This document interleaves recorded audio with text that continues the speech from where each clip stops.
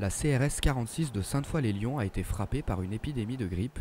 90% des effectifs manquaient à l'appel le 26 janvier dernier, mais en réalité il s'agissait d'un mouvement de protestation pour s'opposer à la fermeture annoncée de 2 compagnies.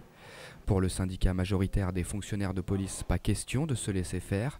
Le bureau de Lyon s'active depuis jeudi pour fédérer les actions à venir. Les syndicats Alliance et UNSA Police soutiennent le mouvement lancé par Unité SGP.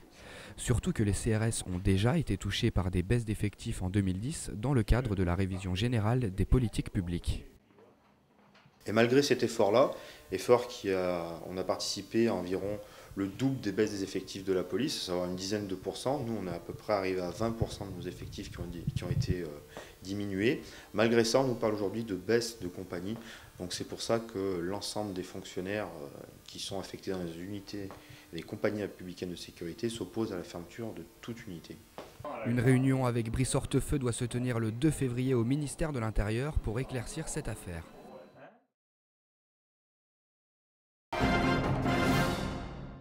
Le Secours populaire est surtout connu pour son aide alimentaire, mais il met aussi des vêtements à la disposition de tous, des dons venus de particuliers ou de grandes surfaces proposés à des tarifs solidaires.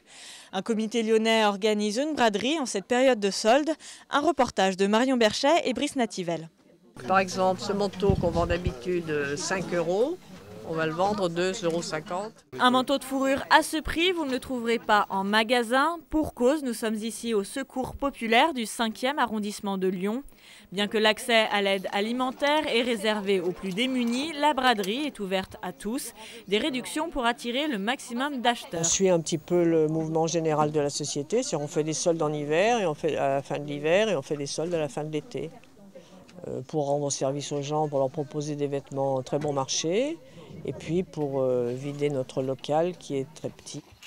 Mais ici, on ne parle pas de vente ou de clients car ce n'est pas un magasin à proprement parler. Les personnes venues font presque toute partie des 198 familles aidées par cette antenne locale. Grâce aux dons, les bénévoles peuvent mettre à disposition tout le nécessaire pour habiller la famille. Une opération saluée par les habitués.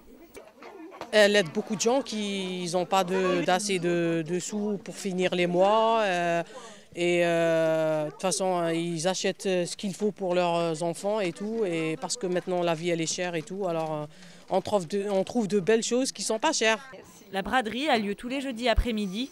L'argent récolté sera utilisé pour acheter des denrées alimentaires. En France, en 2009, les achats d'habits ont rapporté près de 60 millions d'euros au Secours populaire. Oh, mon Dieu. 2 fois par semaine, l'équipe handisport lyonnais de foot fauteuil s'entraîne dans le 8e arrondissement de Lyon. Après une trêve, les joueurs ont repris les entraînements, mais au-delà de l'activité sportive, le foot fauteuil est surtout un facteur d'intégration. Reportage Emmanuel Lebon, Gary Grenier. Des pare-chocs à la place des pieds, le match peut commencer pour l'équipe d'Alain Charat. Créé dans les années 80 par la Fondation Richard à Lyon, le foot fauteuil est en vogue depuis quelques années.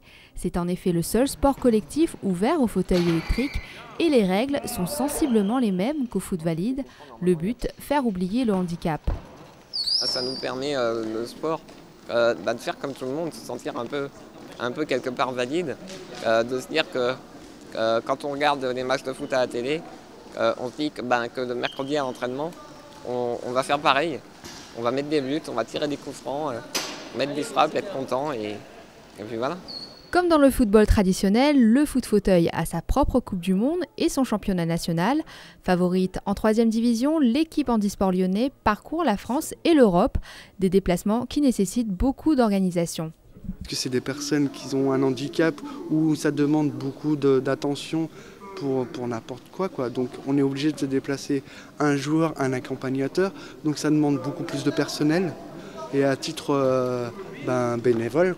Au total, le club compte 15 licenciés, tous prennent l'entraînement au sérieux pour aller le plus loin dans la compétition, une détermination qui suscite l'admiration. Le plaisir de les voir gagner et de les voir toujours la patate, c'est ce qui vous permet de vous lever encore plus facilement le matin, ça c'est sûr. En France, on compte 120 équipes de foot fauteuil. Les premiers matchs de l'année reprennent ce week-end.